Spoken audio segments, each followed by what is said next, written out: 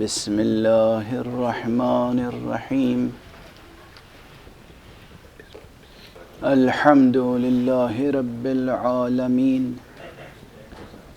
بارئ الخلائق أجمعين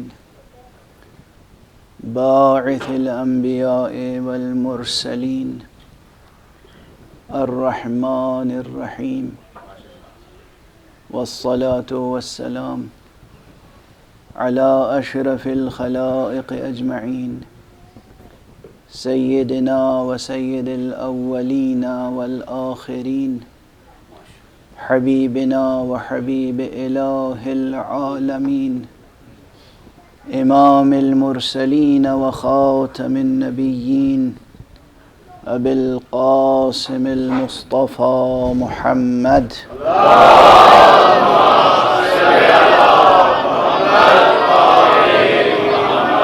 وعلى أهل بيته الطيبين الطاهرين الهداة المهديين المعصومين المظلومين، واللعنة الدائمة على أعداء الحق والدين.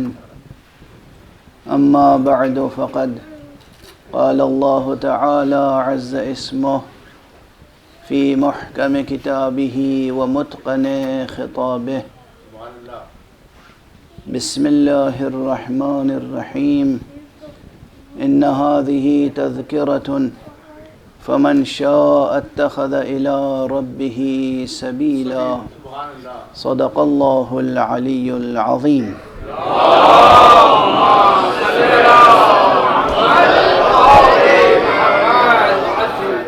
مختصر سی آیت تلاوت کی ہے جو سورہ مکمل سورہ مدح اہل بیت میں نازل ہوا ہے. اسے سورہ ہل اتی بھی کہتے ہیں، سورہ دہر بھی کہتے ہیں، سورہ انسان بھی کہتے ہیں، اور شاید سورہ انسان اسی لیے کہتے ہیں کہ اگر کوئی اس سورہ کی شان نزول سے آشنا نہ ہو سکے تو وہ انسان نہیں ہو سکے.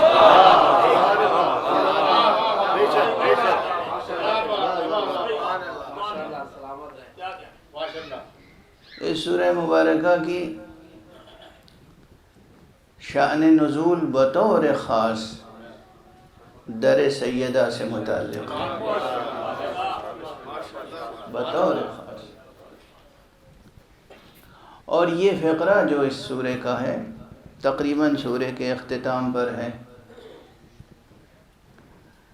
ان هذه تذکرۃ فمن شاء اتخذ الى ربه سبیلا. یہ ایک عظیم تذکرہ ہے. اب جس کا جی چاہے خدا تک جانے کی راہ اختیار کر لے.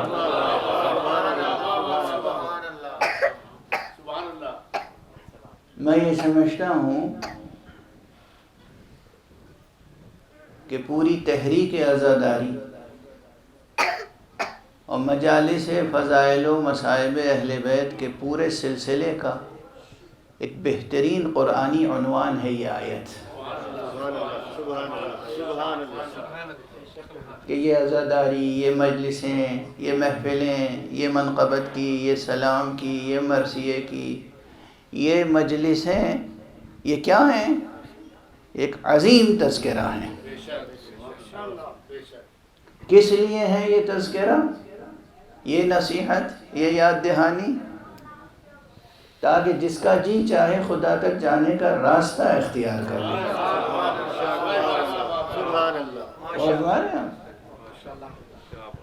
جتنے دنیا کے مفتیان کرام ہیں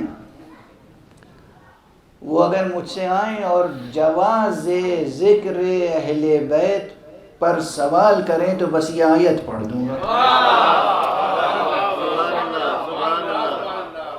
یہ آیت تنہا جواب ہے کہ یہ کیا ہے، آخر کس چیز کو منع کر رہے ہیں آپ، کس چیز کے جواز و عدم جواز پر گفتگو ہے، کس چیز کی مشروعیت اور عدم مشروعیت زیر سوال ہے. ذکر مصطفیٰ، ذکر اہل بیت مصطفیٰ. ذکر بضعۃ الرسول، ذکر سیدہ نساء عالمین۔ محدثین بحث کرتے ہیں کہ سیدہ افضل ہیں یا مریم؟ اگر یہ سچ ہے اور سچ ہے کہ مریم کا بیٹا زہرا کے بیٹے کے پیچھے نماز پڑھے گا،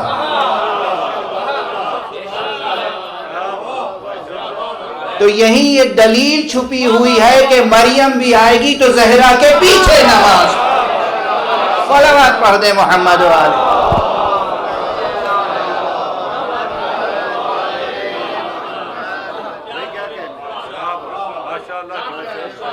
خوب بحثیں کرتے ہیں لوگ، صفحوں کے صفحے لکھ ڈالے،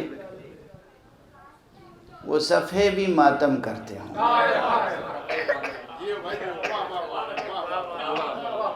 وہ سفید صاف شفاف چمکتے ہوئے صفحے جن پر ایسے مفتیوں کی سیاہی نے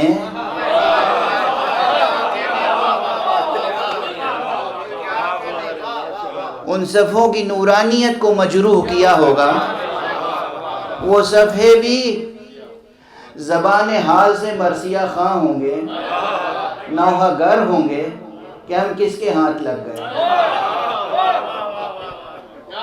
وہ قلم بھی روتا ہوگا اور وہ صفحے بھی روتے ہوں گے۔ یہ بحث کر رہے ہیں کہ مریم افضل ہیں یا زہرا؟ اور صحیح بخاری میں اور دوسری معتبر حدیثوں میں موجود ہے، کتابوں میں، حضور علیہ الصلوۃ والسلام کا یہ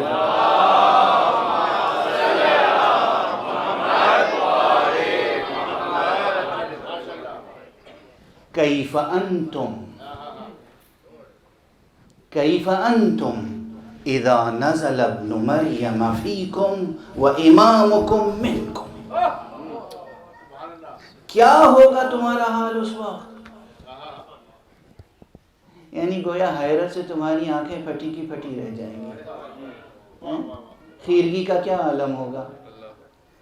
تمہارے استعجاب کی کیا کیفیت ہوگی؟ تمہارے تحیر کا کیا عالم ہوگا؟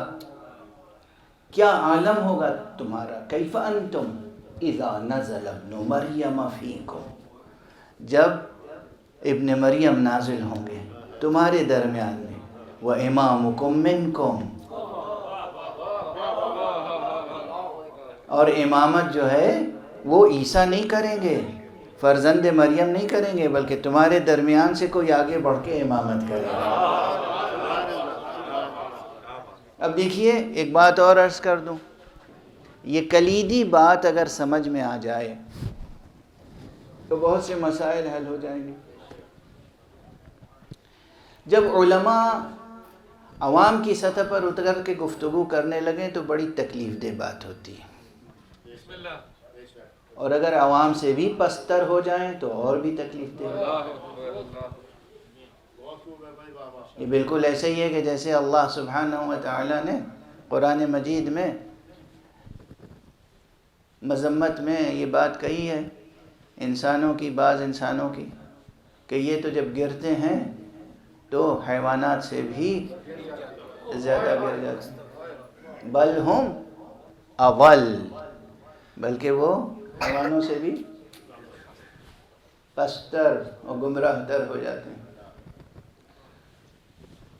جب یہ اس طرح کے سوالات ہوتے ہیں نا، جب ہم فضائل اہل بیت پڑھتے ہیں اور ان کی ولایت کا تذکرہ کرتے ہیں، ان کی امامت کا تذکرہ کرتے ہیں، ان کی قیادت کا تذکرہ کرتے ہیں، تو اکثر یہ سوال ہوتا ہے کہ صاحب اگر آپ اس قدر تاکید سے کہہ رہے ہیں تو یہ بتائیے کہ ان کے نام قرآن میں کیوں نہیں ہیں؟ یہ بہت سوال ہوتا ہے، بہت سکھایا جاتا ہے عوام کو، ان سے یہ جا کے پوچھو کہ پھر قرآن میں کیوں نہیں، پھر قرآن میں کیوں نہیں۔ اس سوال کا جواب میں بہت تفصیل سے مختلف مواقع پہ دے چکا ہوں، لیکن ایک جملہ شاید نہیں کہا ہے اب تک وہ جملہ اس وقت کہہ رہا ہوں جو خالص فنی اور ادبی ہے، حالانکہ یہ بیان کر چکا ہوں لیکن صراحت کے ساتھ یہ فقرہ نہیں کہا۔ قرآن مجید ایک کتاب فصاحت و بلاغت ہے، اور باب فصاحت و بلاغت میں معجزہ ہے قرآن، یعنی جو مرتبہ فصاحت و بلاغت کا قرآن کا ہے وہ دوسری کسی کتاب کا ممکن نہیں ہے، نہیں ہے کہ نہیں ہے،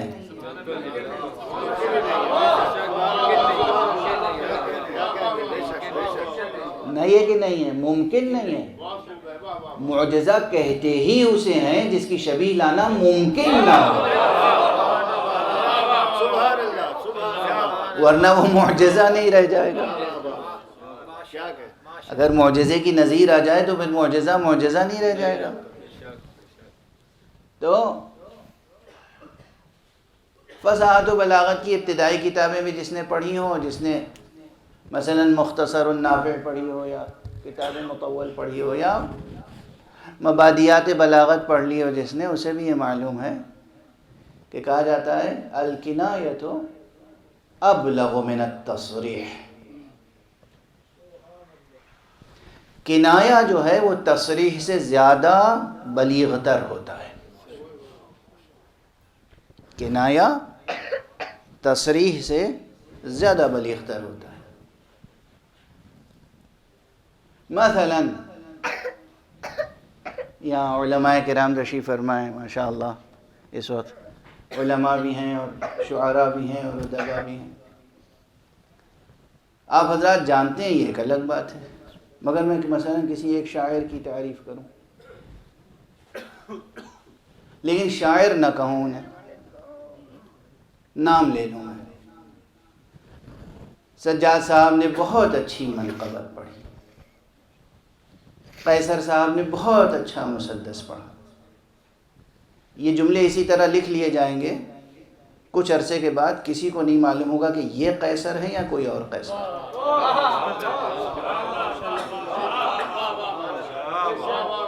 سجاد یہ سجاد ہے یا کوئی اور سجاد، حالانکہ اس آپ کی نظر میں اس سے زیادہ صراحت ممکن نہیں ہے۔ نام لے کے تعریف کی، اور ہمارے یہاں نام لے کے تعریف کر دی، اس سے بڑی صراحت کیا ہوگی؟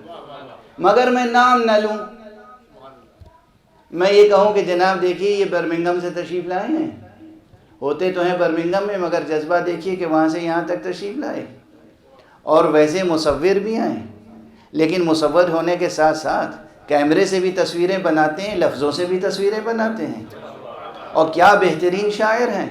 میں تمام اوصاف ان کے بیان کر دوں اور نام نہ لوں،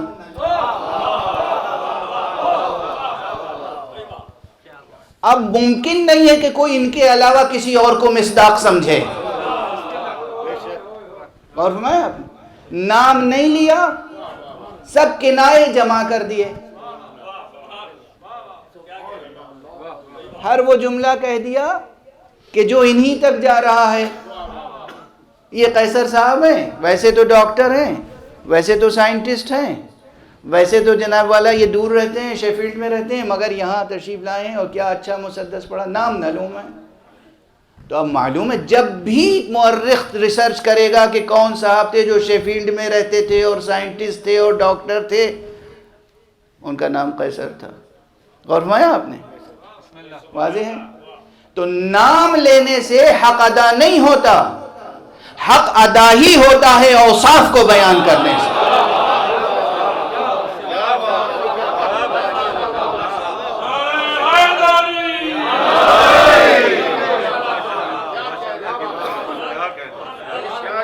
یہ سوال ہی بے اساس ہے، بے اساس، بے بنیاد، جاہلانہ، مغالطہ آمیز، اور مزاج قرآنی کو جو سمجھتے نہیں وہ یہ سوال کر سکتے ہیں کہ نام کیوں نہیں ہے؟ اور میں جواب میں ہمیشہ کہتا ہوں کہ کہاں نام نہیں ہے۔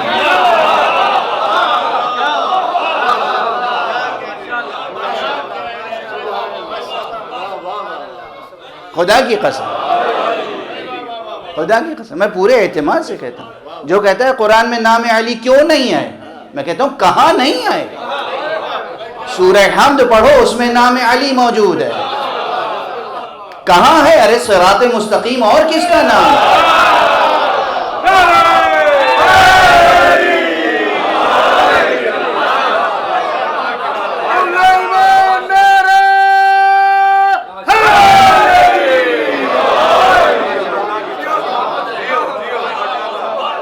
خدا کی قسم، اللہ نے اپنے پیغمبر کے ذریعے سے نماز میں یہ اعلان کر دیا اس کی نماز ہی نہیں ہوگی جو سورہ حمد نہیں پڑھے گا.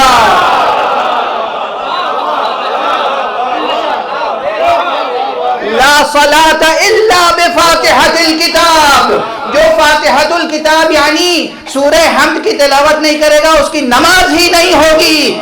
یہ حدیث پیغمبر ہے، ترجمہ اس کا کیا ہے؟ جس کے دل میں ولایت علی نہیں ہوگی اس کی نماز ہی نہیں ہوگی.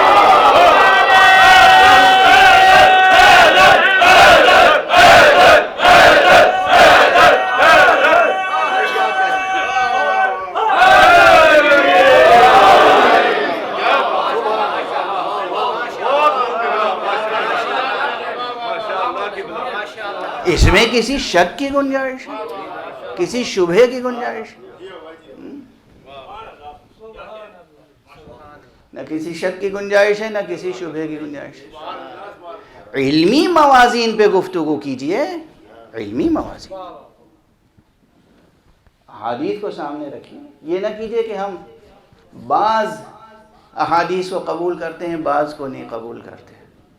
نہیں، بعض آیتوں کو قبول کرتے ہیں، بعض کو قبول نہیں کرتے. نہیں، ایسا نہیں ہوگا. تو جس طرح حضرت امیر المومنین علی ابن ابی طالب علیہ السلام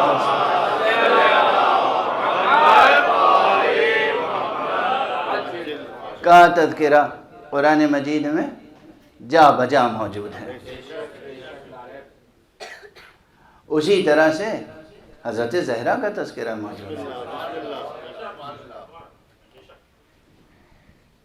اور کہیں اہل بیت کا تذکرہ مجموعی طور پر ہے اور کہیں ایک ایک فرد کا الگ الگ تذکرہ ہے. اچھا، بہت پہلے میں کہیں تفصیل سے عرض کر چکا ہوں، لیکن ظاہر ہے کہ اس امام بارگاہ میں غالباً پہلی بار گزارش کر رہا ہوں، اور بہت سے حضرات ہوں گے جنہوں نے یہ بات نہیں سنی ہوگی، تو میں اپنے ہی اردو کے ایک جملے کی پہلے تشریح کر دوں،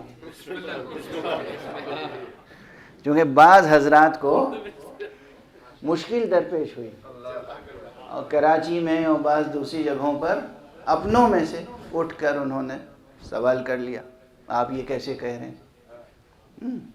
دیکھیے نا، جب دوستوں میں ایسے لوگ شامل ہو جائیں جو حقیقت میں دوست نہ ہوں،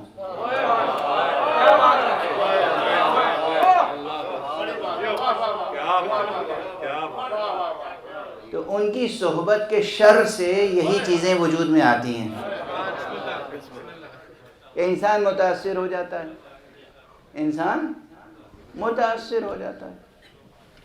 تو اپنوں میں سے تھے، اور میں نے غالباً کراچی میں مدینۃ العلم میں یہ جملہ کہا تھا کہ قرآن مجید از اول تا آخر قصیدہ محمد و آل محمد.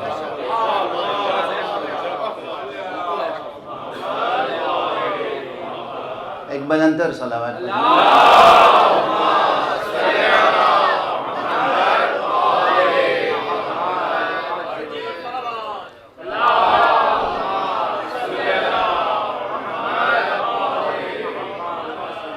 اب جب ان کی سمجھ میں نہیں آئی بات تو میں نے کہا اچھا آئندہ کسی مجلس میں گزارش کروں گا، تو پھر مجھے اس کی تشریح کرنی پڑی.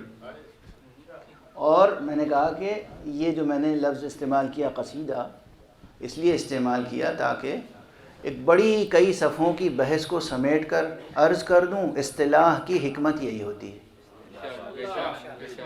اصطلاحیں کیوں بنائی جاتی ہیں، ٹرمینالوجیز کیوں کوائن کی جاتی ہیں؟ اس لیے کہ اس میں کئی سطروں کی یا کئی صفحوں کی بحث سمیٹ کے ایک لفظ میں سمو دی جاتی ہے. اور اس کے بہت سے فائدے ہیں اصطلاح بنانے کے، اصطلاح سازی کے علمی فائدے بہت سے ہیں، مگر ان میں سے 2 فائدے میں عرض کر دوں اس وقت۔ ایک فائدہ یہ ہے کہ جب اصطلاحوں کا جاننے والا آپس میں گفتگو کرے، چند افراد ہوں جو اصطلاحوں کو جانتے ہوں، تو گفتگو کی امانت داری بھی باقی رہتی ہے، رازداری باقی رہتی ہے، نااہل سے وہ تذکرہ محفوظ رہ جاتا ہے۔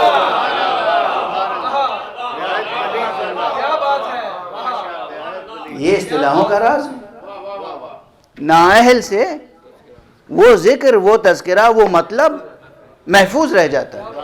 یہ عالم دین ہے، حوزہ علمیہ سے پڑھے ہوئے، یہ فقیر بھی حوزہ علمیہ میں رہ چکا ہے۔ اب ہمیں کوئی اصولی بحث کرنی ہے، آپ سب حضرات مثلا، حالانکہ یہ دست ادب جوڑ کے معافی مانگ لوں کیونکہ پہلے لفظ نااہل استعمال کر لیا تھا۔ آپ حضرات علم اصول فقہ سے واقف نہیں ہیں، اس فقہ و اصول فقہ کی نزاکتوں سے واقف نہیں ہیں، اور جو واقف نہ ہو سرے سے، اسے تھوڑی سی بات معلوم ہو جائے تو وہ خطرناک ہو جاتی ہے۔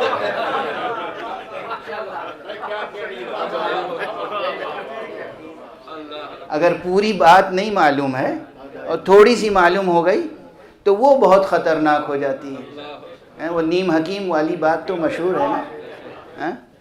اب ہمیں کوئی بات کرنی ہے، کسی مسئلے کو ڈسکس کرنا ہے، ہم نے ایک اصطلاح استعمال کی ہے، سمجھ گئے، انہیں جواب دینا ہے، انہوں نے اصطلاح میں جواب دے دیا۔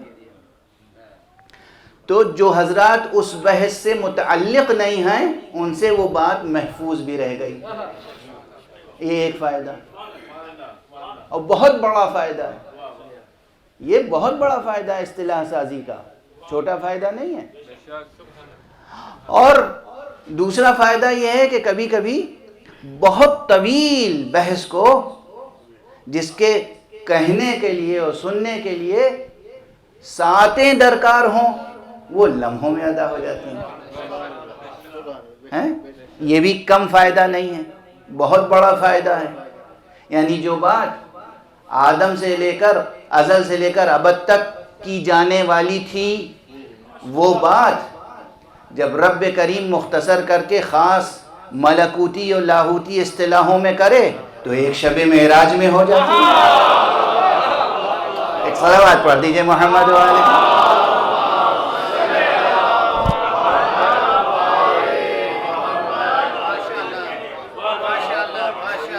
اور وہ بھی پوری شب نہیں، پوری شب کی ضرورت بھی نہیں ہے، جسے کہتے ہیں بقدر چشم زدن، گئے اور آئے اور گفتگو مکمل ہوئی، اور ایسی مکمل کہ جس گفتگو میں ازل سے ابد تک کا مضمون سمویا ہوا تھا۔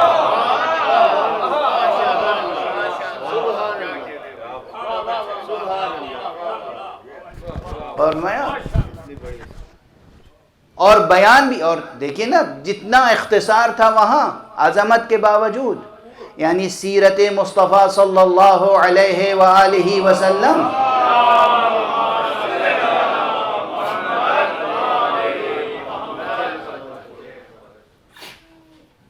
کا نقطہ فراز ہے لمحہ معراج، اس میں کوئی شک نہیں، نقطہ فراز ہے شب لمحہ معراج، لمحہ معراج۔ کوئی اور ہوتا تو پورا قرآن لکھ ڈالتا اس ایک لمحے کی تشریح میں، مگر اللہ سبحانہ و تعالی نے بھی ایک آیت میں سمو کے رکھ دیا مضمون۔ سبحان الذي اسرى بعبده ليلا من المسجد الحرام الى المسجد الاقصى الذي باركنا حوله لنريه من آياتنا انه هو السميع البصير۔ ایک آیت میں پورا مضمون اسراء۔ اور بتائیے دوسری کوئی آیت ذکر کی جاتی ہے؟ ہیں اور آیتیں جو معراج سے متعلق ہیں مگر مشہور نہیں ہیں جب تک کہ بیان نہ کیا جائے، لیکن یہاں واضح طور پر۔ اور پھر سورہ مبارکہ نجم میں اور سورہ مبارک نجم میں تو وہ بات کہی گئی کہ جس میں آج تک، یعنی میں طالب علمانہ عاجزی کے ساتھ عرض کر رہا ہوں کہ ہمارے مفسرین اور متکلمین قرآن مجید کی ایک ترکیب کی تفسیر نہ کر سکے.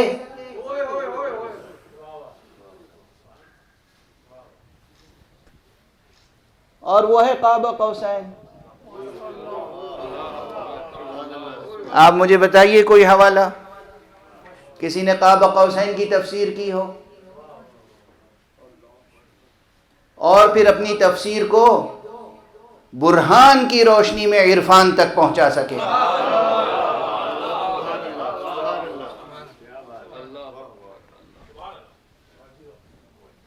اب دیکھیے ہے تو یہ مجلس متعلق حضرت زہرا سلام اللہ علیہا سے،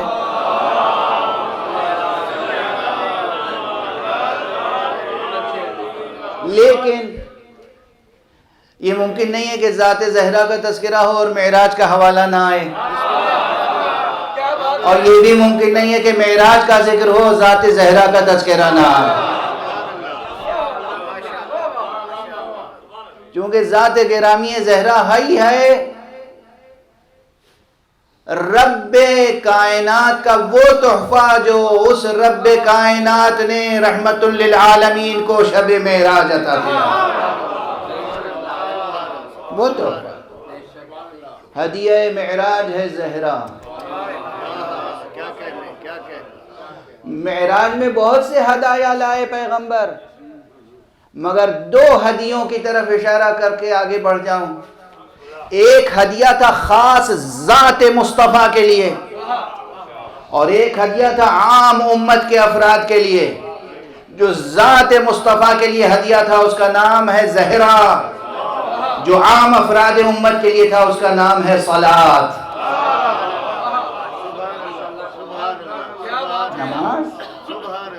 نماز ہدیہ معراج ہے، نماز ہدیہ معراج ہے. تو اب معراج کا تذکرہ آ گیا تو اجازت دیجئے کہ میں دو فقرے عرض کر دوں اور اس کی وضاحت سے پہلے وہ جملہ جو ادھورا رہا جاتا ہے پورا کر دوں کہ اصطلاح کا فائدہ کیا ہوتا ہے کہ طول طویل بحث کو ایک لمحے میں طے کر دیتی ہے اصطلاح، اور ناآشنا ذہنوں سے محفوظ بھی رکھتی ہے. بات مامون رہتی ہے، مصون رہتی ہے، محفوظ رہتی ہے اور ادا بھی ہو جاتی ہے. یہ اصطلاحوں کا. تو اب ایک ادبی اصطلاح میں نے استعمال کی. قصیدہ کیا ہے؟ ایک ادبی اصطلاح ہے. قصیدہ ایک مخصوص ہیئت نظم ہے. اصناف شعر میں قصیدہ جو کلاسیکی قصیدے ہیں، میں جو نوجوان یہاں پر شعر و شاعری کا ذوق رکھتے ہیں ان کو میں یہ دردمندانہ گزارش کروں گا کہ اگر شاعری کا شوق ہے تو دیکھیے پھر اس کا حق ادا کیجیے. شاعری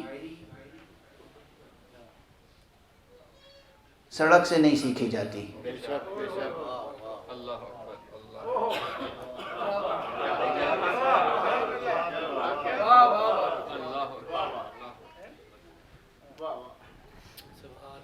اولاً تو شاعری کہیں سے اس کا سرچشمہ پھوٹتا ہے.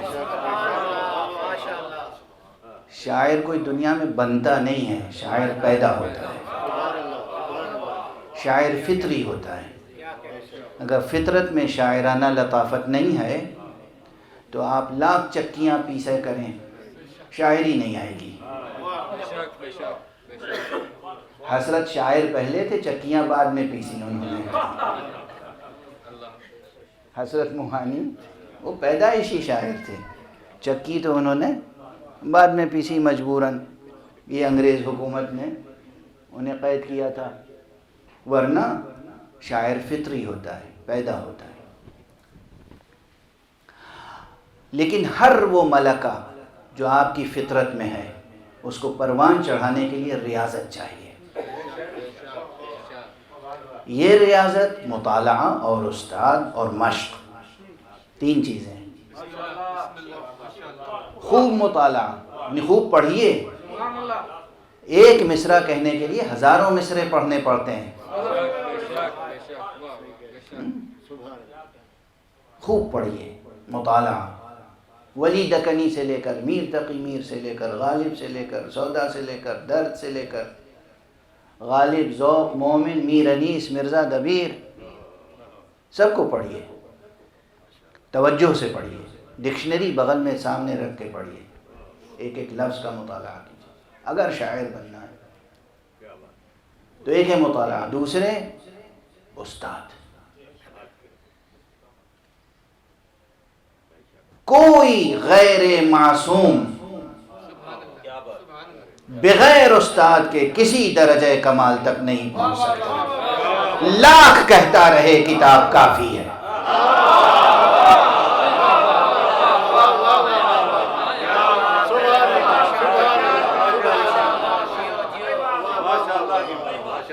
کوئی غیر معصوم، غیر معصوم کی شرط ہے، کوئی غیر معصوم، اور کتاب کافی ہے یہ وہی کہہ سکتا ہے جو غیر معصوم ہو۔ معصوم ایسی بات کہی نہیں سکتا۔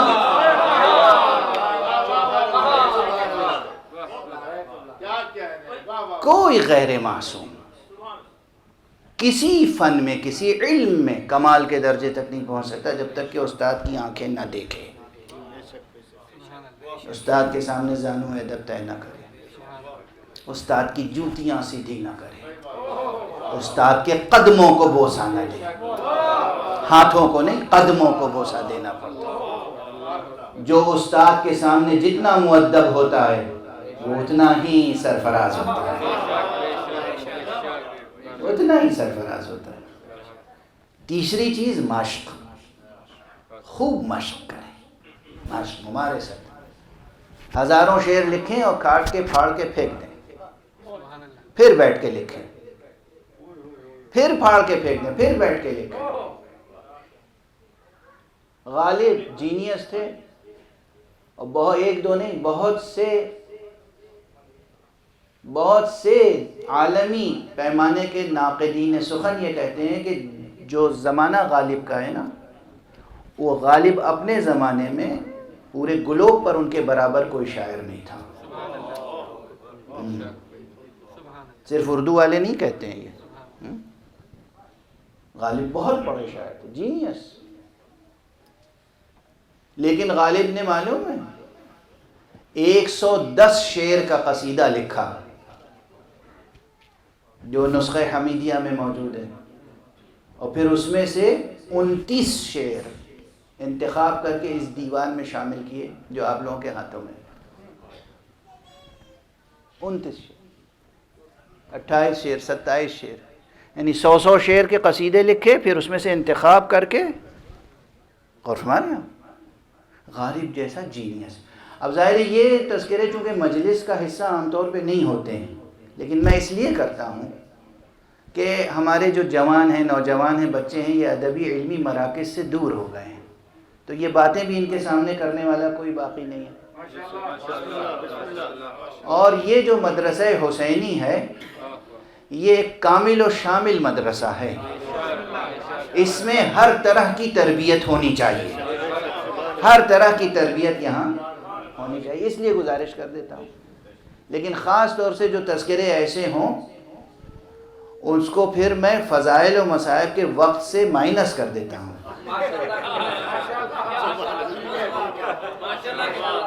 تاکہ مجلس کا حق ادا ہو جائے اور اس میں کوتاہی نہ ہو۔ ایک صلوات پڑھ دیجیے۔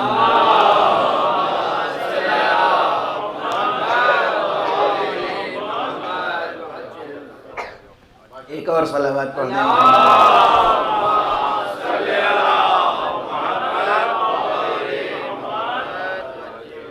تو اب عرض کروں آپ کے سامنے کہ قصیدہ ایک اصطلاح ہے ادبی، اصناف سخن میں سے ایک صنف، یہ نظم کی حیاتوں میں سے ایک خاص حیات ہے۔ حیات یعنی فارم۔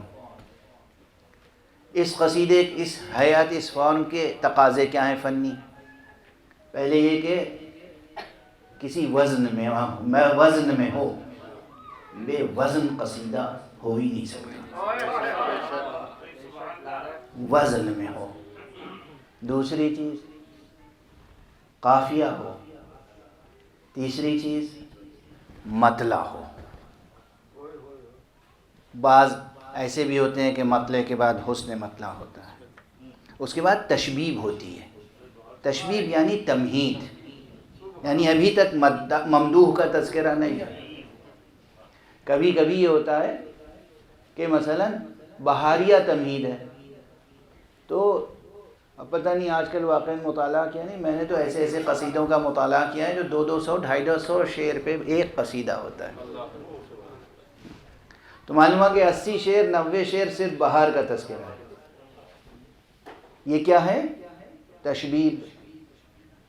اس کے بعد گریز کے 1-2 شعر ہوتے ہیں، یعنی اب تشبیب سے مڑ رہے ہیں مدح کی طرف، پھر ممدوح کا تذکرہ ہوتا ہے، اور اس کے بعد پھر ممدوح سے طلب ہوتی ہے، ممدوح کے حق میں دعا ہوتی ہے، ممدوح کے دشمن کے حق میں بد دعا ہوتی ہے۔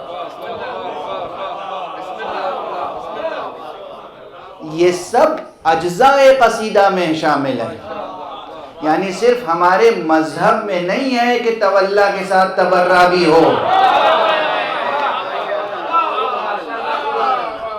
یہ کمال ادب ہے اور حسن عرض ادب ہے کہ قصیدہ بھی کہا جائے تو ممدوح کے دشمن سے بیزاری بھی کی جائے۔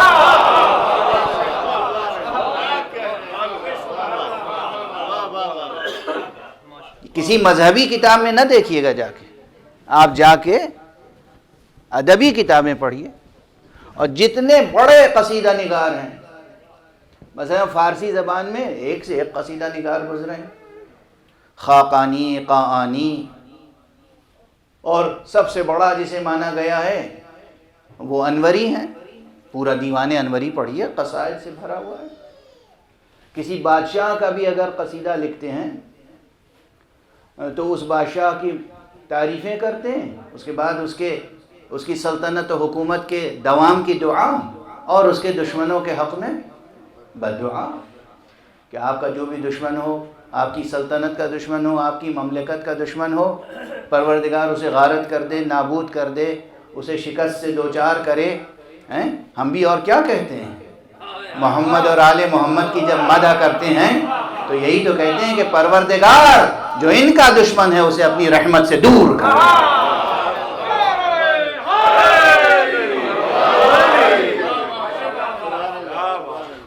جو ان کا دشمن ہو اسے اپنی رحمت سے دور کر دے۔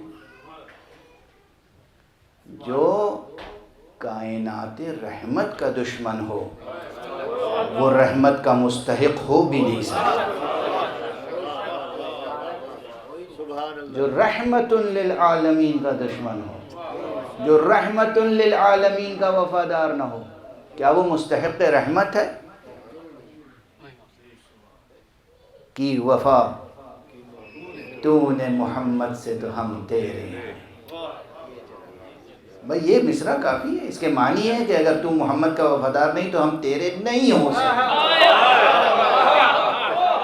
بدل دیجئے بیت، دوسرا مصرع بدل دیجئے، صلوات پڑھیے محمد۔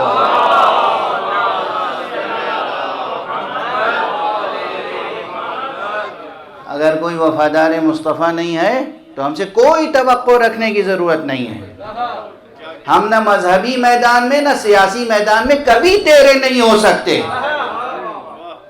ممکن نہیں، از راہ سیاست بھی نہیں، اس لیے کہ ہماری سیاست ہمارے دین سے جدا نہیں ہے۔ یہ بھی علامہ اقبال فرما گئے ہیں، جدا ہو دی سیاست سے تو رہ جاتی ہے چنگیزی۔ تو ہمیں چنگیزی سے کوئی تعلق نہیں، ہماری سیاست بھی دینی سیاست ہے۔ جو وفادار مصطفیٰ نہیں ہے ہم سے کوئی توقع رکھنے کی ضرورت نہیں۔ بہرحال تو میں تو قصیدے کی تشریح کر رہا تھا کہ یہ جو اصطلاح ہے قصیدہ، اس کے کیا معنی ہے؟ مطلع، حسن مطلع، تشبیب، گریز، مدح، طلب، دعا، اور اس کے بعد بیزاری دشمنوں سے. یہ سب اجزاء قصیدہ ہیں.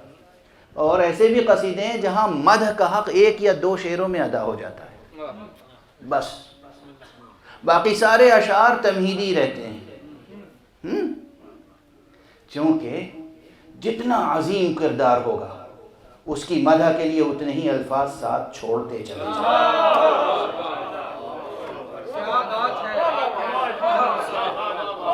خدا کی قسم یہ کلیدی جملہ یاد رکھنا، یہ جملہ یاد رکھنا، جتنا عظیم کردار ہوگا اس کی مداحی کے لیے الفاظ اتنا ہی ساتھ چھوڑتے چلے جائیں. ان کے مدح کے لیے ہم کون سا لفظ استعمال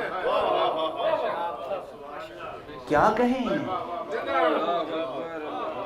مگر ڈکشنری میں ان کے لیے الفاظ ہیں. یہ زبان تو اہل زمین کی ہے،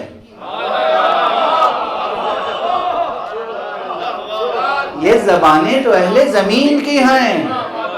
عرش نشینوں کی مداحی کے لیے اس میں کہاں سے الفاظ مل جائیں؟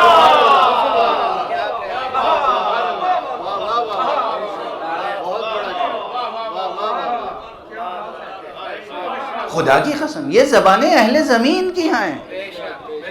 عرش نشینوں کی ستائش کے لیے ان زبانوں میں کہاں الفاظ مل جائیں گے، مگر یہ کہ ہم انہی الفاظ کو اقتباس کر لیں جو عرش سے نازل ہوئے ہیں.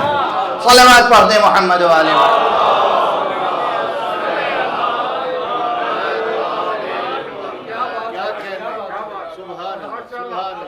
تو اب اگر آپ قصیدے کی حیت کو سمجھ گئے، اب میں کہہ رہا ہوں کہ قرآن از اول تا آخر قصیدہ اہل بیت ہے، تو آپ یہ نہ تلاش کیجئے کہ ہر آیت میں محمد کا تذکرہ ہوگا، ہر آیت میں علی کا تذکرہ ہوگا، ہر آیت میں زہرا کا تذکرہ.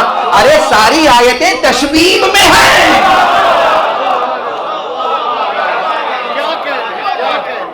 تمام آیتیں تمہید میں ہیں. جامع سخن سورہ احزاب میں ہے، انما یرید اللہ لیذھب عنکم الرجس اہل البیت ویطہرکم تطہیرا.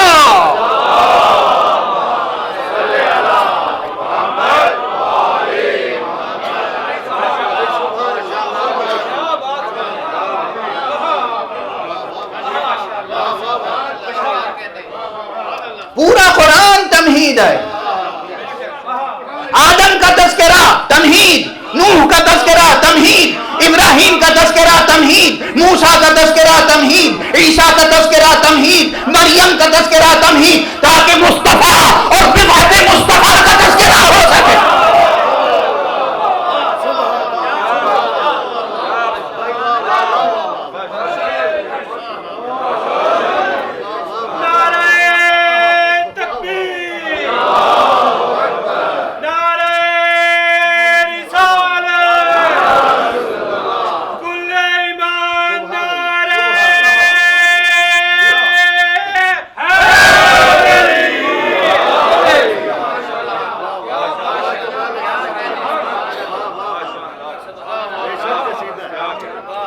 محمد کی مدح کرنی ہے تو کیسے کرے گا پروردگار؟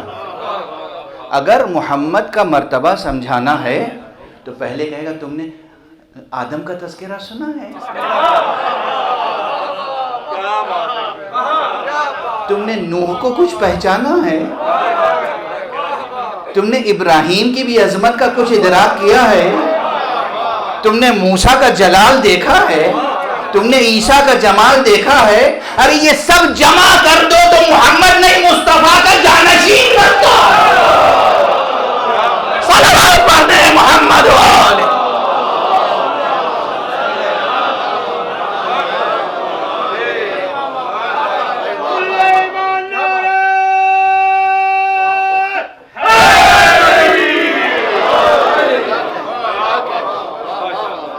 آدم میرا آدم جسے میں نے فرشتوں کے سامنے فخر سے پیش کیا تھا، وہ آدم جس کے سامنے میں نے فرشتوں کو کہا تھا سجدہ کرو، وہ آدم جس کو میں نے اپنا خلیفہ بنایا تھا، وہ آدم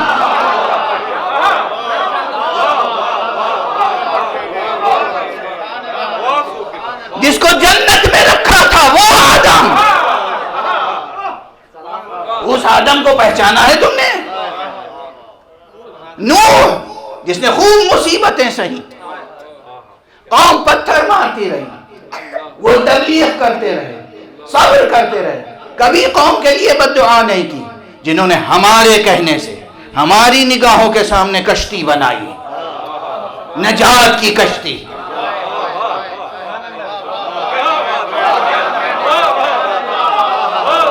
قوم بے وفائی کرتی رہی اور وہ قوم کے صالح لوگوں کی نجات کے لیے کشتی بناتے رہے۔ اس نوح کو سمجھ لو، کب سمجھ میں آئے گا کہ تم مصطفیٰ سے بے وفائی کرتے رہے، مصطفیٰ حسن اور حسین کی شکل میں نجات کی کشتی بناتے رہے۔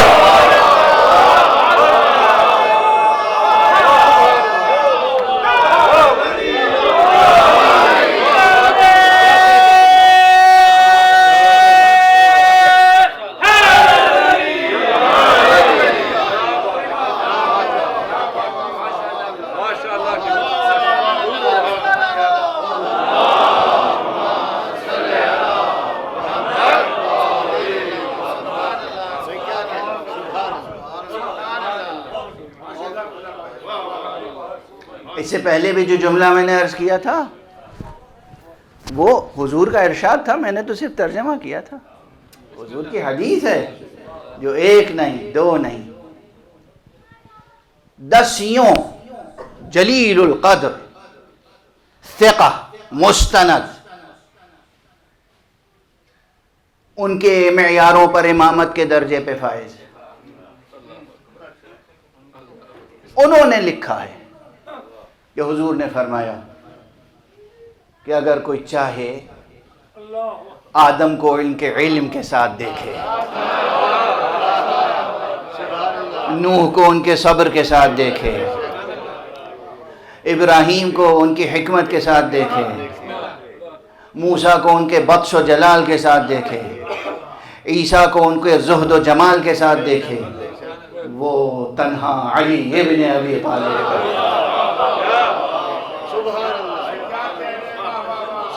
تو یہ سب مل کر، ان کے اوصاف مل کر،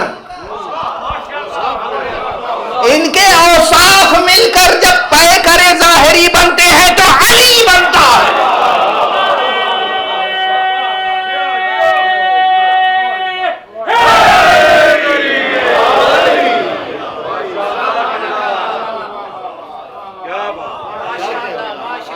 نبی کا ارشاد ہے، نبی کا، انبیاء کے اوصاف مل کر جو پیکر بنتا ہے تو علی بنتا ہے۔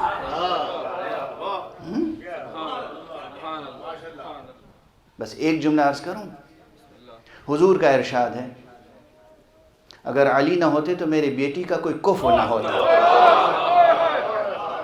اب سمجھ میں آئی بات؟ اتنے اولو العزم پیغمبروں کا کردار یکجا ہوتا ہے تو علی بنتا ہے۔ کتنی اولو العزم خواتین کا کردار یکجا کرو گے کہ زہرا بنے؟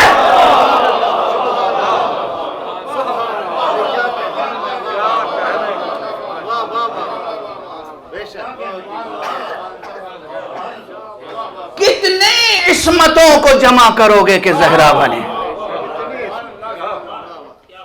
زہرا معصومہ نہیں، مادر سلسلہ عصمت کا نام ہے۔ زہرا تنہا معصومہ نہیں ہے، مادر سلسلہ عصمت کا نام ہے زہرا۔ زہرا وہ ہے جو دختر اسلام بھی ہے، مادر اسلام بھی ہے۔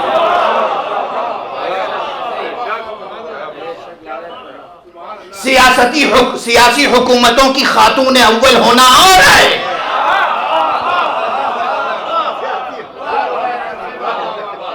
سیاسی حکومتوں میں خاتون اول ہونا اور ہے، اور مادر اسلام ہونا، دختر اسلام ہونا اور ہے۔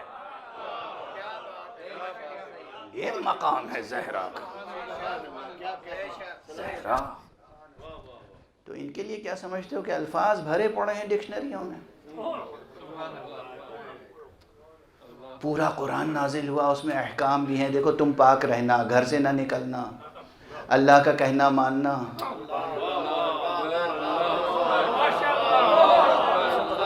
اپنی حد کو پہچاننا، پاک رہنا، ان کی طرف نہ دیکھنا، ان کا ذمہ میرا ہے۔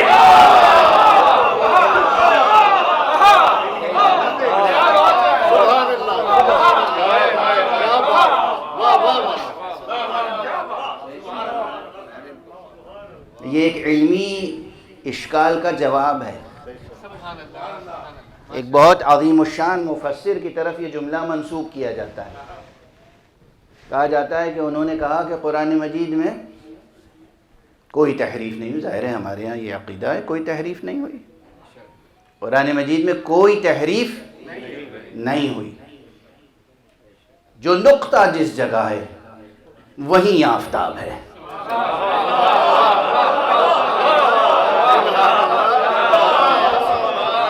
جو نقطہ جس جگہ ہے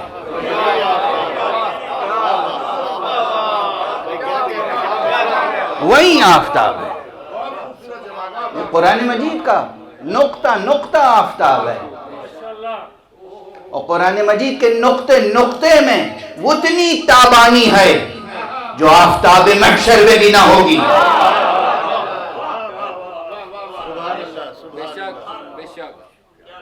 اس معنی میں آفتاب محشر جو لوگ سمجھتے ہیں ظاہری، باطنی طور پہ تو آفتاب محشر کوئی اور ہوگا، کوئی اور ہوگا۔ میرا خیال ہے ازل تا ابد صرف دو حسین منظر ہیں، سب سے زیادہ حسین منظر کیا ہو سکتا ہے؟ سب سے زیادہ حسین منظر کیا ہو سکتا ہے؟ جہاں تناقض و تضاد سب مٹ جائیں۔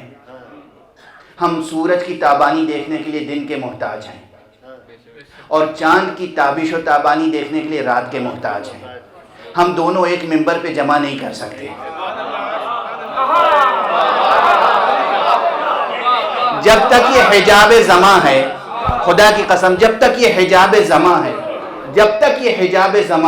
جب تک ہم اسپیس ٹائم کمپلیکس میں محدود ہیں، ہم چاند اور سورج کو ایک ساتھ نہیں دیکھ سکتے۔ مگر یہ لطف خدا تھا کہ میدان غدیر میں ایک ممبر پر سورج بھی تھا، چاند۔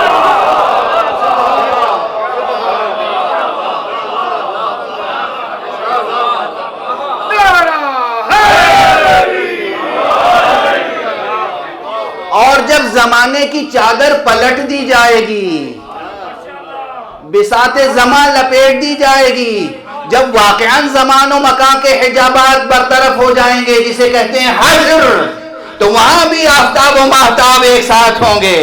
ممبر کا نور کا ممبر ہوگا، پیغمبر تشریف فرما ہوں گے، لوائے حمد لے کر علی ابن ابی طالب برابر میں ہوں گے۔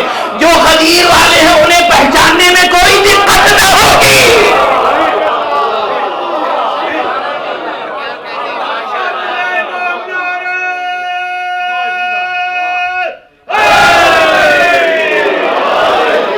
لوگوں کے پسینے بہ رہے ہوں گے، تلووں میں چھالے پڑ رہے ہوں گے، گرمی سے نڈھال ہوں گے، ہم تو سمجھ رہے ہوں گے غدیر کی محفل ہو رہی ہے۔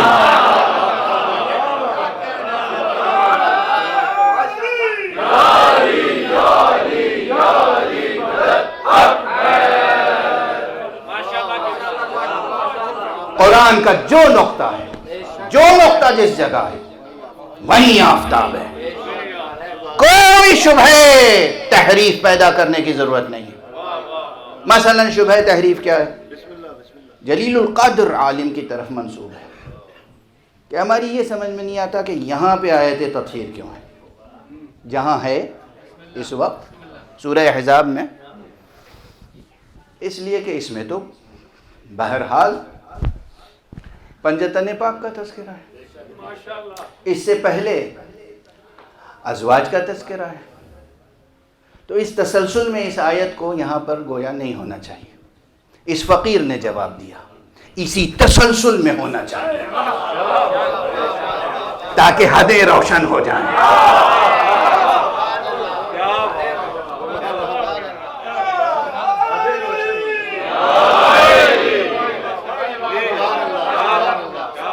حدیں روشن ہو جائیں۔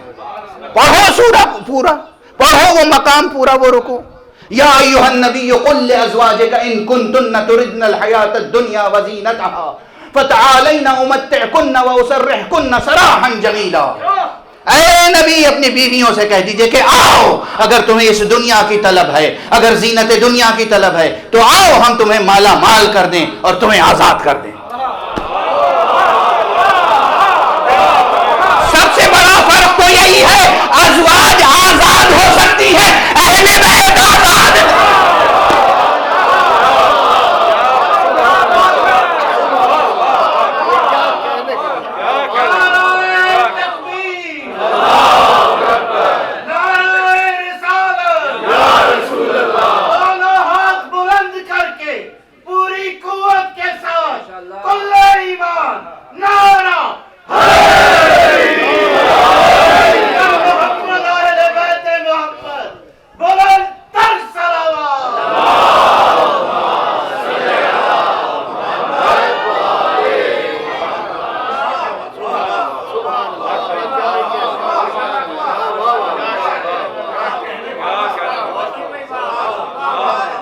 کوئی بیوی ہے، ضروری نہیں کہ نالائق ہو، کبھی کبھی لائق بیویوں کو بھی طلاق دی جاتی ہے.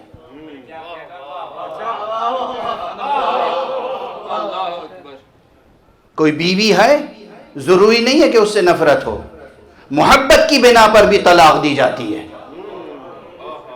یہ کوئی پہلی نہیں بجھا رہا ہوں، آپ سے بہتر کون جانتا ہوگا. کربلا کا تذکرہ سننے والے ہمیں بتائیں زہیر نے اپنی بیوی کو کیوں طلاق دی تھی.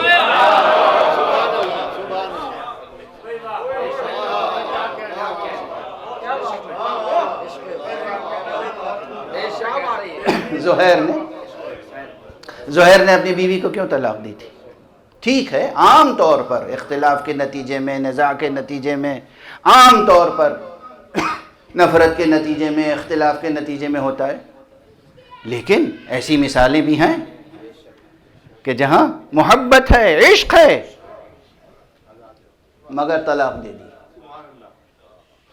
اب ضبط کیجئے گا، ابھی میں مصائب کے باب میں داخل نہیں ہونا چاہ رہا ہوں، لیکن ضبط کیجئے گا کہ جب پوچھا اس بیوی نے کیا بات ہے، تو مجھے طلاق کیوں دے رہا، تو کیا جواب دیا؟ میں جا رہا ہوں آقا حسین کے ساتھ شہید ہو جاؤں گا، اور مجھے معلوم ہے کہ آقا کی شہادت کے بعد اہل بیت اسیر ہوں.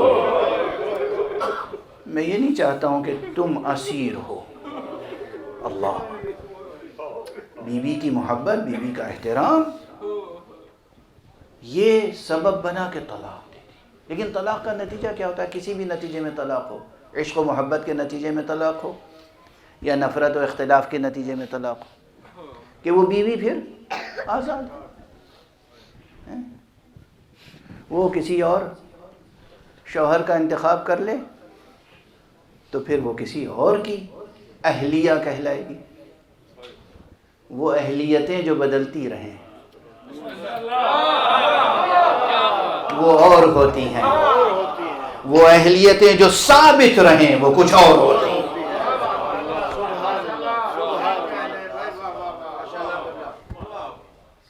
وہ اہلیتیں کچھ اور ہوتی ہیں. اور اسی لیے حضور علیہ الصلوۃ والسلام نے ایک بلند صلوات پڑھی.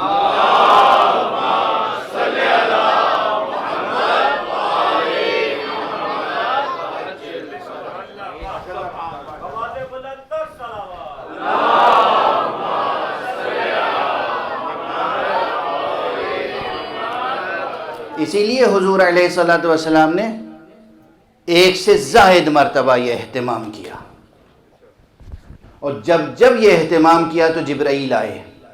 اس کے معنی ہے کہ یہ اہتمام نبوت باشارہ ربوبیت تھا. کبھی ایک بیوی کے گھر میں، کبھی دوسری بیوی کے گھر میں، کبھی بیٹی کے گھر میں، کبھی مباہلے سے پہلے، کبھی مباہلے کے بعد، کئی مرتبہ. ہاں، ذمہ داری سے عرض کر رہا ہوں، مطالعے کے بعد عرض کر رہا ہوں، سرسری مطالعہ نہیں، تحقیق کے بعد عرض کر رہا ہوں. کہ یہ واقعہ ایک سے زائد مرتبہ وقوع پذیر ہوا. کوئی انکار نہیں کر سکتا حدیث قصہ کا. حدیث قصہ کا کوئی انکار نہیں کر سکتا بشرطے کہ اس کا نسب منکر نہ ہو.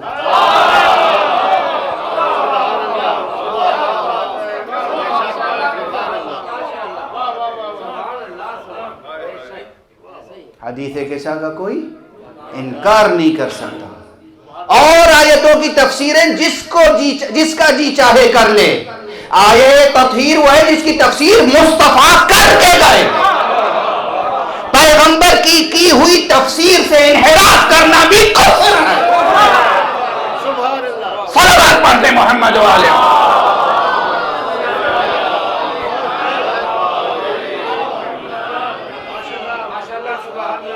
یعنی ایک آیت کی تفسیر پیغمبر کر رہے ہیں اور آپ کہہ رہے ہیں میں نہیں مانتا.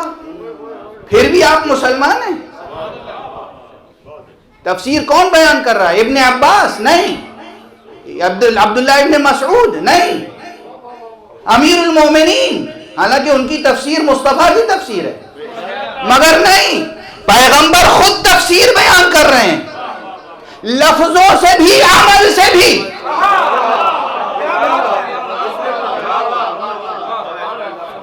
حصار کے سامنے گھر ہے، دیواریں ہیں، چھت ہے، فرش بچھا ہوا ہے، اس کے باوجود ایک چادر. یہ چادر جو آ رہی ہے یہ فیصلہ کر رہی ہے کہ کون بلا فصل ہے، کون فصل کے ساتھ. صلوات پڑھ دیجئے محمد والے.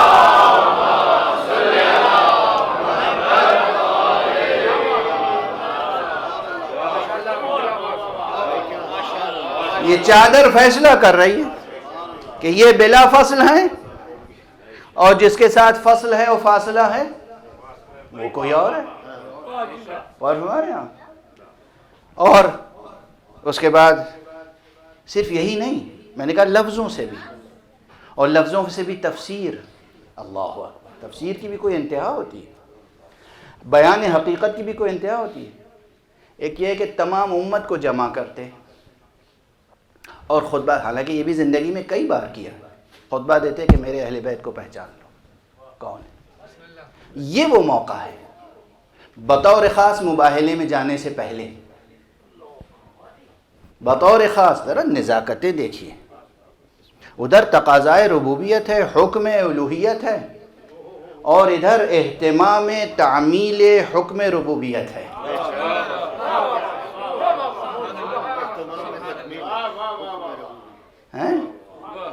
اللہ نے کہا ہے جاؤ اپنے بیٹوں کو لے جاؤ، اپنی عورتوں کو لے جاؤ، اپنی جانوں کو لے جاؤ. اگر اس ایک موقع پر حضور علیہ السلام اس اہتمام سے اتمام حجت نہ کرتے تو نہ جانے کتنی زبانیں کھل جاتی. ہمیں لے نہیں گئے تو ہم نہیں گئے، لے جاتے تو ضرور جاتے.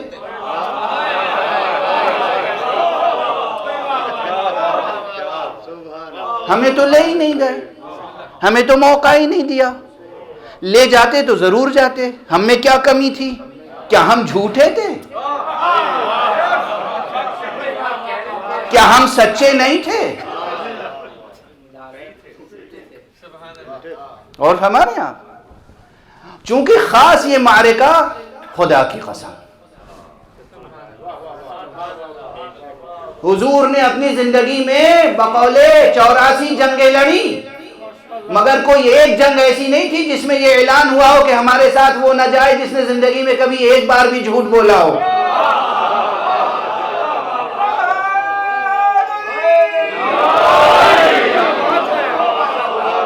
اور رسول کی نظر تو اس پر بھی ہوتی ہے کہ جو جھوٹ بول چکا ہے اور جو جھوٹ بولے گا.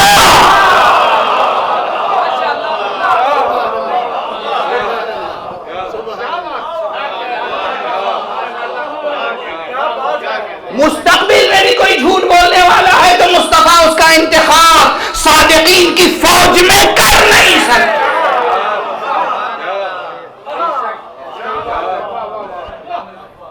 ممکن نہیں. اور آیت مباہلہ میں کیا ہے؟ فَنَجْعَلْ لَعْنَةَ اللَّهِ عَلَى الْكَاذِبِينَ. ارے بہت سے مسلمانوں پر ان عیسائیوں کا احسان ہے جنہوں نے مباہلے کو چھوڑ کر جزیہ دینا قبول کر لیا، ورنہ لعنت آگ برستی تو تمام جھوٹوں پر برستی. صلوات پڑھتے محمد و عالم.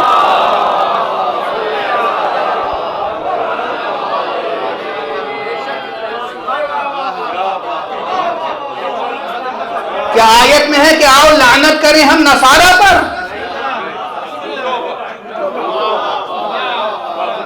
اور بعد میں ارشاد پیغمبر کیا ہے کہ آج اگر انہوں نے مباہلہ کر لیا ہوتا تو آسمان سے ایسی آگ برستی کہ کوئی جھوٹا باقی نہ رہتا. اور ہمارے یہاں یہ ایک ایک جملے ایک ایک تقریریں ہیں، محفوظ رکھیے گا ذہنوں میں. اور اس میں سے ایک جملہ بھی کوئی خطیبانہ مبالغہ نہیں ہے، یہ تو بیان حقیقت ہے، سادہ بیان حقیقت، سادہ بیان حقیقت. ایسی جنگ پہ جانا ہے، ایسے محاذ پہ جانا ہے، ایسے میدان میں جانا ہے کہ جہاں جھوٹوں پہ لعنت ہوگی، صادقین کو لے کے جانا ہے. یہاں ٹھہریے. یا رسول اللہ، اللہ نے یہی تو فرمایا ہے کہ تم اپنے بیٹوں کو لے جاؤ، اپنی جانوں کو لے جاؤ، اپنی عورتوں کو لے جاؤ. یہ تو کہا ہی نہیں ہے کہ چن چن کے سچوں کو لے جاؤ. لوگ ایسی ہی باتیں کرتے ہیں.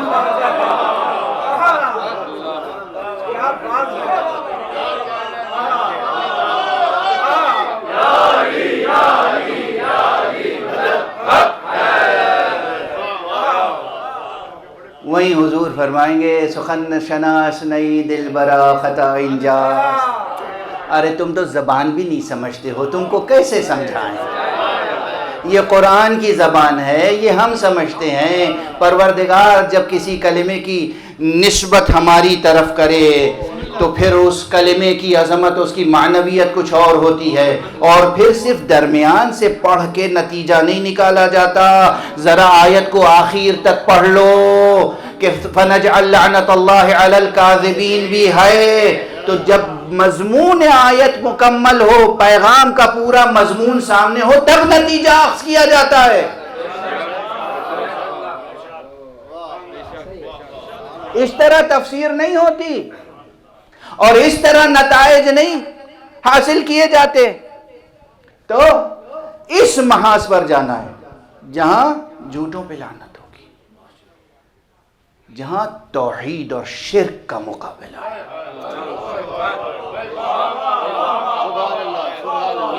مقابلہ کیا تھا؟ موضوع کیا تھا؟ تثلیث اور توحید. یہی مقابلہ تھا نا. ٹرینیٹی اور یونیٹی آف گاڈ کا مقابلہ تھا نا. تثلیث اور توحید کا مقابلہ تھا نا. ارے بھائی یہاں ابھی ولایت و امامت کا مقابلہ نہیں ہے، توحید و تثلیث کا مقابلہ ہے. تو بہت سے لوگ جو کلمہ لا الہ الا اللہ پڑھ رہے ہیں، یا رسول اللہ سب کو، سب کی اولادوں کو، سب کی عورتوں کو لے جائیے، فرمائیں گے یہ معمولی مقابلہ نہیں ہے. جو اپنی زندگی میں ایک لمحہ بھی شرک میں مبتلا رہا ہو وہ اس توحید کی جنگ میں شریک نہیں ہو سکتا.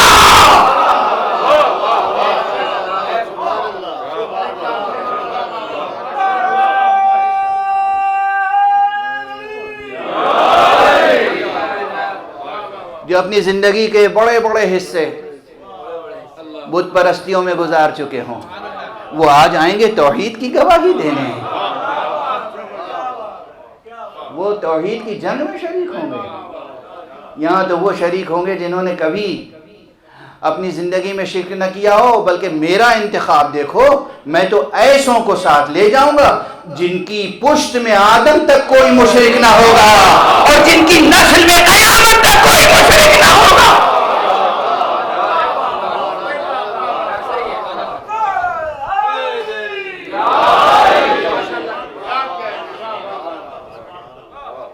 اب سمجھ میں آئی حکمت؟ کس کا انتخاب ہے؟ پیغمبر کا انتخاب ہے۔ اچھا، انتخاب کس پیمانے پر ہو رہا ہے؟ کس معیار پر ہو رہا ہے؟ اعلان عوام الناس میں نہیں ہے، ایمان لانے والوں، مسلمان ہونے والوں، کلمہ گویوں میں نہیں ہے، اللہ کے حکم کے لیے نکل رہے پیغمبر، مسئول خدا کے سامنے ہے، جواب دہ خدا کے سامنے ہے، جواب دہ خدا کے سامنے ہے۔ تو انتخاب کیا، چادر ڈالی، اس کے بعد ہاتھوں کو اٹھایا، اللہم ہؤلاء اہل بیتی، پروردگار یہی ہیں میرے اہل بیت۔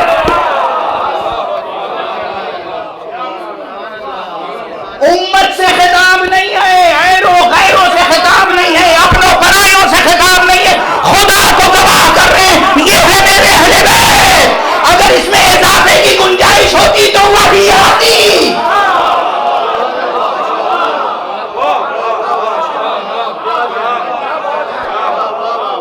ٹھہرے، ابھی ایک اور دلیل لے لیں۔ کوئی نبی ہو اور کسی کو اپنا اہل سمجھ رہا ہو مگر وہ اہل نہ ہو تو خدا ٹوکتا ہے۔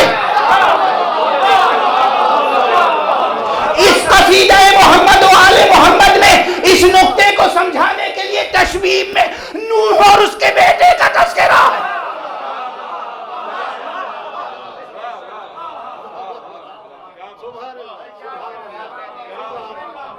نوح کا اور ان کے اس بیٹے کا تذکرہ ہے۔ نوح کیا سمجھ رہے تھے؟ میرا بیٹا ہے، ہاتھ اٹھا دیے، پروردگار میرا بیٹا۔ جواب کیا آیا؟ یہ ہے فصاحت و بلاغت قرآنی، تاکہ اہلیت سمجھو۔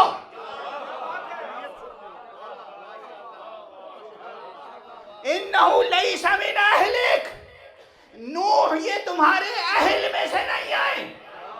اگر خدا بند قدوس نوح سے کہہ سکتا ہے یہ تمہارے اہل میں سے نہیں ہے، یہاں پیغمبر کہہ رہے ہیں اللہم ہؤلاء اہلی،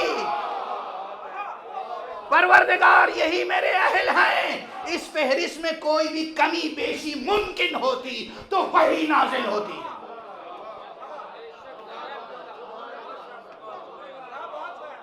اب اس میں نہ کوئی کمی ہو سکتی ہے نہ کوئی اضافہ۔ اضافہ ہوگا تو کب؟ اس کا اضافہ ہو سکتا ہے جو پیغمبر کے حیات میں پیدا ہی نہ ہوا ہو۔ علی ابن الحسین اگر ہوتے تو وہ بھی چادر میں ہوتے۔ علی ابن الحسین پیدا نہیں ہوئے تو پھر ہم انہیں اہل کیوں کہتے ہیں؟ جو اہل تھا اس نے کہا یہ اہل ہے۔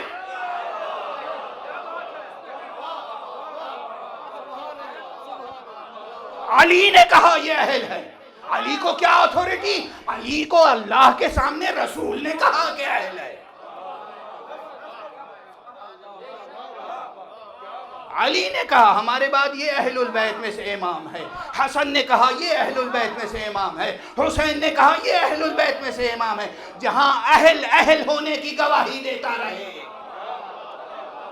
وہاں تک سلسلہ عصمت کا قائم رہے گا۔ صلوات پڑھ دیں محمد و آلہ۔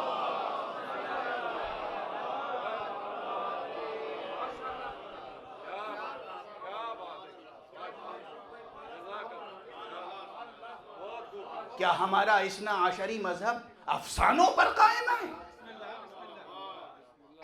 کیا بے دلیل ہے مذہب؟ بے برہان ہے یہ دین، یہ مذہب؟ کہ ائمہ اثنا عشر کی تعداد میں کوئی شک پیدا کر سکتا ہے؟ کیا کوئی ان کی عصمت میں کوئی شبہ وارد کر سکتا ہے؟ اگر جان بوجھ کر کوئی ایسا کرنا چاہے تو اس کا نسب بھی منکر ہوگا، وہ خود بھی منکر ہوگا۔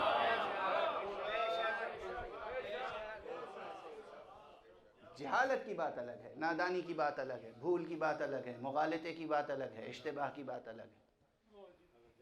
جان بوجھ کر اب بات سے بات نکلتی چلی آ رہی ہے تو عرض کرتا چلا جائے۔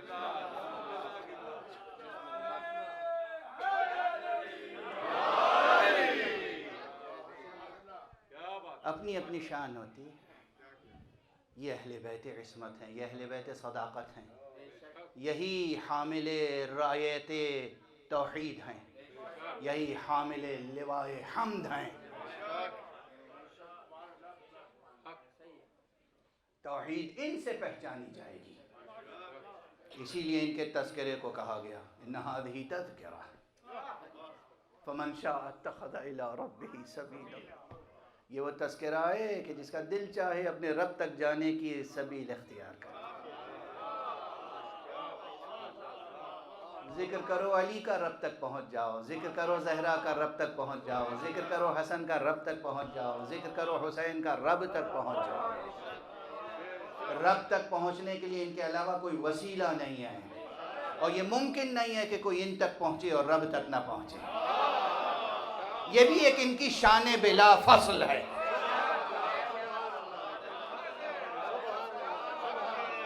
یہ بھی ان کی ایک شان بلا فصل ہے۔ ممکن نہیں ہے کہ کوئی ان تک پہنچے اور رب تک نہ پہنچے، اسی لیے ان کا وجود وسیلہ ہے، اسی لیے ان کا وجود واسطہ فیض الہی ہے۔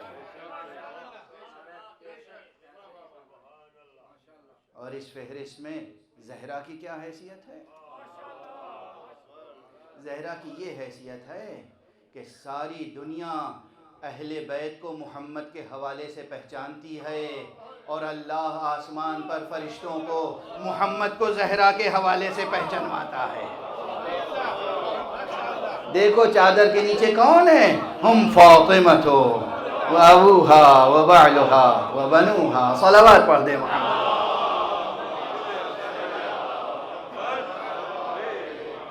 کیا شان ہے زہرا کی، کیا شان ہے زہرا کی، کس میں طاقت ہے، کس میں طاقت ہے، کسے یہ جگرا نصیب ہے کہ جناب زہرا کی فضیلت بیان کر سکے، سوائے اس کے کہ موقع ملے تو ان کے در عصمت پر پہنچ کر اپنی پیشانی سجدہ شکر الہی میں جھکا دے۔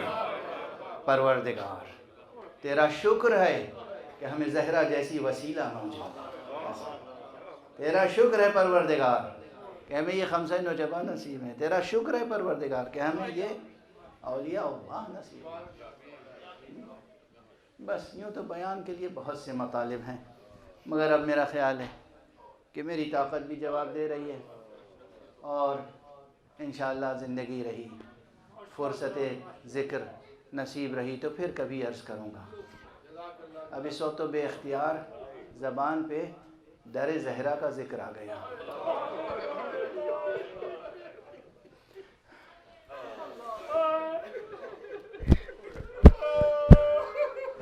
وہ در جس پر رسول آ کر مسلسل آیت تطہیر کی تلاوت کرتے ہیں اور فرماتے ہیں السلام علیکم یا اہل البیت، الصلاۃ الصلاۃ یا اہل البیت۔ اسی در پر کوئی شقی آ جائے اور آ کر اس در کی بے حرمتی کرے، آ کر اس در پر غیظ و غضب کے لہجے میں گفتگو کرے، آ کر اس در پر اور حضرت زہرا کو خطاب کر کے، حضرت زہرا کو خطاب کر کے تہدید کرے۔ تہدید یعنی دھمکی دینا، ڈرانا، بالاعلان کہنا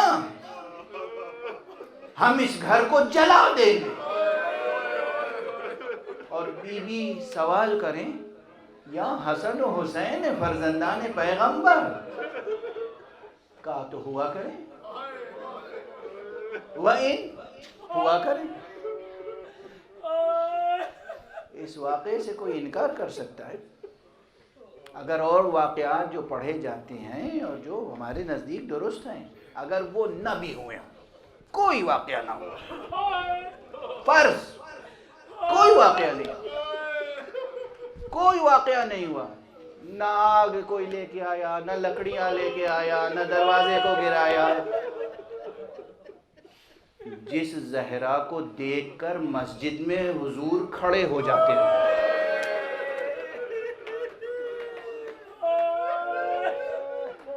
جس زہرا کے دست و پیشانی پر حضور بوسہ دیتے ہیں، جس زہرا کے لیے کہا ہو بضعۃ منی، میرا ٹکڑا ہے، جس زہرا کے لیے فرمایا ہو کہ اللہ اس کے غضب سے غضبناک ہوتا ہے، اس زہرا سے اس لہجے میں گفتگو کرنا کہ ہم آگ لگا دیں قیامت تک، ہمارے سر و سینہ پیٹنے کے لیے کافی ہے۔ ہم اس جملے کو برداشت نہیں کر سکتے، اور جس زبان سے بھی یہ جملہ نکلا ہو ہم اس کو کبھی قبول نہیں کر سکتے۔ ہم اس کو نہ عادل سمجھتے ہیں، نہ کریم سمجھتے ہیں، ہم اس کو شقی سمجھتے ہیں اور لعین سمجھتے ہیں۔ زہرا سے اس لہجے میں گفتگو، نشے اقتدار میں، نشے سیاست میں، پھر دین کہاں رہ گیا؟ دیانت کہاں رہ گئی؟ حرمت کہاں رہ گئی؟ عظمت الہی کا تصور کہاں رہ گیا؟ حرمات الہیہ کا احترام کہاں رہ گیا؟ یہ گستاخی مگر قابل عفو ہے، ہم معاف کر دیں۔ جسے زہرا نے کہا وہ ہم معاف نہیں کریں گے۔ اچھا، میں دست ادب جوڑ کے ایک بات پوچھنا چاہتا ہوں، جو لوگ زندگی بھر کافرانہ زندگی بسر کرتے رہے اور آ کر حضور کے سامنے ایک بار کلمہ پڑھ لیا اور حضور کی صحبت میں چند لمحے بیٹھ گئے، کلمہ پڑھنے کے بعد وہ تو عادل،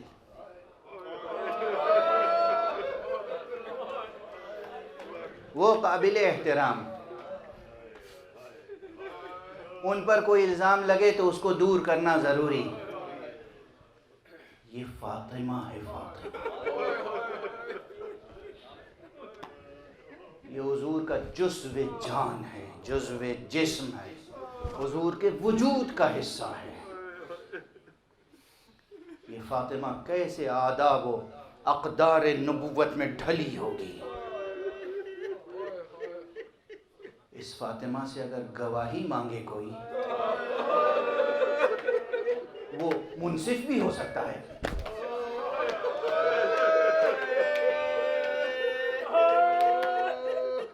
فاطمہ سے گواہی مانگنے والا منصف بھی ہو سکتا ہے۔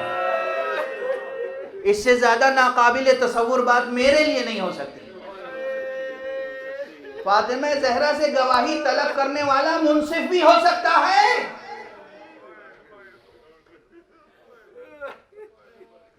جو فاطمہ صداقت کے اس مرتبے پر فائز ہو، صداقت کے اس مرتبے پر کہ توحید اور شرک کے مقابلے میں مباہلے میں لے کر آئے پیغمبر،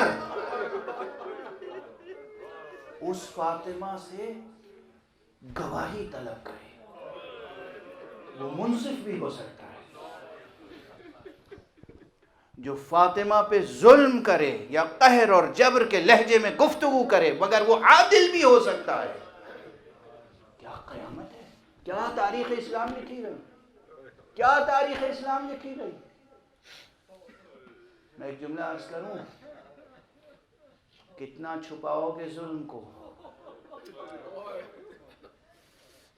اور کتنا انکار کرو گے مصائب کا، ابھی بھی اہل بیت وہ ہیں جن کے مصائب کا تذکرہ کرو تو خاک خون سے بدل جاتی ہے۔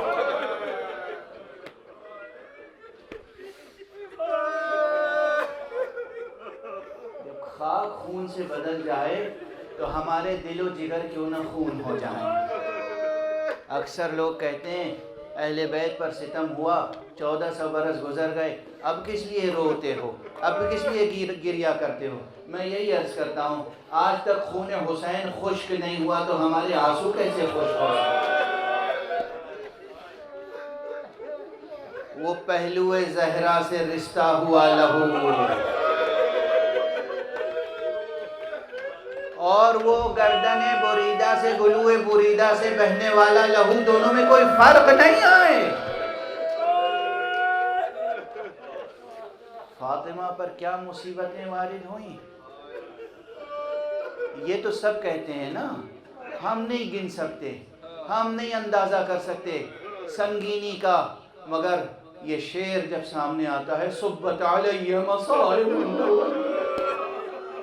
صبت علی الایام صرنا لیالیا، بابا آپ کے بعد مجھ پر اتنی مصیبتیں وارد ہوئیں، اگر یہ مصیبتیں روز روشن پر پڑتی تو یہ شب تاریخ سے بدل جاتا۔